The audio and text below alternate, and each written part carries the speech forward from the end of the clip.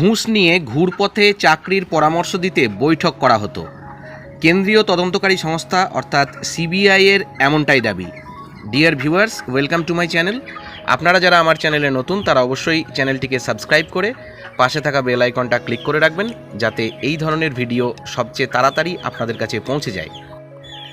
প্রাথমিক নিয়োগ দুর্নীতি মামলার ক্ষেত্রে এবার কেন্দ্রীয় তদন্তকারী সংস্থা বা সিবিআই তাদের নজরে কলকাতার গড়িয়াহাট এলাকার একটি ক্যাফেটেরিয়া। তদন্তকারী আধিকারিকদের দাবি যে এই দুর্নীতিতে অর্থাৎ প্রাথমিক নিয়োগ দুর্নীতিতে ওএমআর সিট মূল্যায়নকারী সংস্থা এস বসুরাই অ্যান্ড কোম্পানির গড়িয়াহাটের অফিস থেকে কিছুটা দূরে অবস্থিত এই ক্যাফেটেরিয়ায় নিয়মিত সংস্থার কর্মকর্তাদের সঙ্গে বৈঠক হতো প্রাথমিক শিক্ষা পর্ষদের একাধিক আধিকারিক সহ প্রাক্তন ডাব্লিউবিবিপির চেয়ারম্যান মানিক ভট্টাচার্যেরও। যে মানিকবাবুকে আমরা কয়েকদিন আগে দেখলাম যে তিনি জামিন পাওয়ার জন্য কাতর আবেদন জানাচ্ছেন কোর্টরুমে।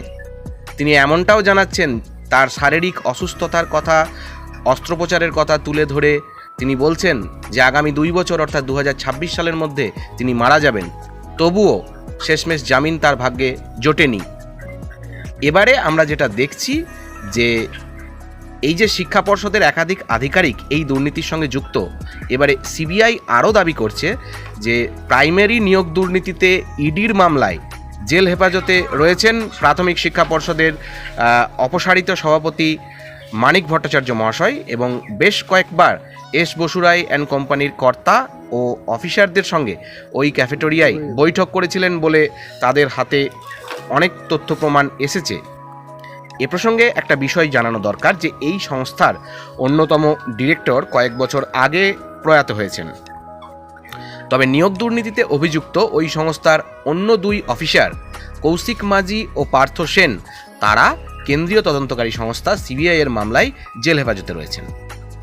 এখন স্বাভাবিকভাবেই প্রশ্ন উঠছে যে প্রাথমিক শিক্ষা পর্ষদের অফিস এবং এস বসুরাই অ্যান্ড কোম্পানির গড়িয়াহাট ও সল্টলেকের অফিস এড়িয়ে কেন ওই ক্যাফেটেরিয়ায় বৈঠক করা হতো, এটাই এখন লাখ টাকার প্রশ্ন।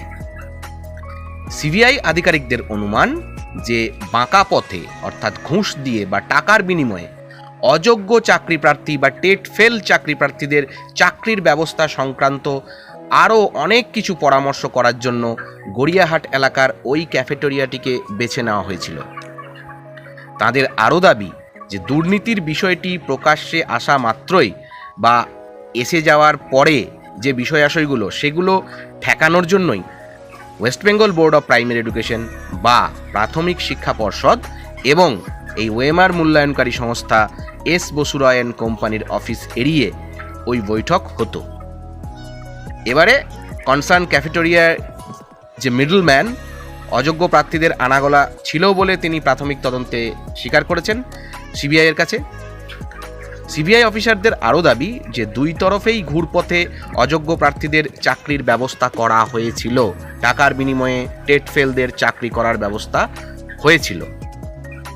একদিকে এই যে মিডলম্যান বা মধ্যস্থতাকারী মারফত এবং অন্যদিকে প্রাক্তন অপসারিত পর্ষদ সভাপতি মানিক ভট্টাচার্য মারফত একাধিক অফিসাররাও কিন্তু এই দুর্নীতিতে সাহায্য করেছেন বলে সিবিআই আধিকারিকরা মনে করছেন।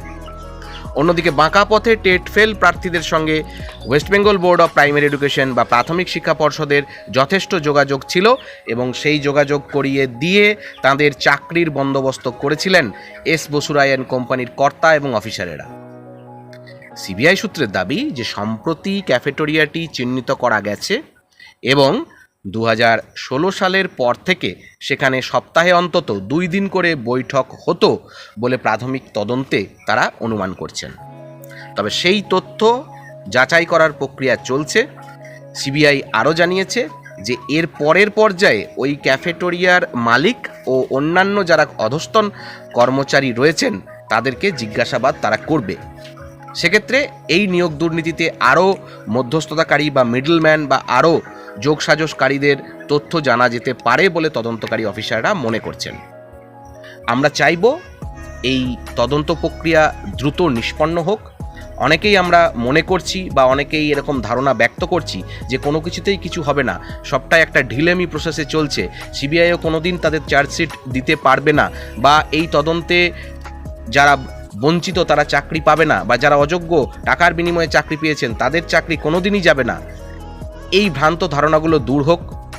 খুব তাড়াতাড়ি এই মামলার নিষ্পত্তি হোক। অযোগ্য টাকার বিনিময়ে ঘুরপথে ঘুষ দিয়ে চাকরি যারা পেয়েছেন তাদের চাকরি অবিলম্বে চলে যাক। যে সমস্ত যোগ্য বঞ্চিতরা রাস্তায় দিন কাটাচ্ছেন তারা সশরীরে স্কুলে ফিরুক, মর্যাদার সাথে, সসম্মানে।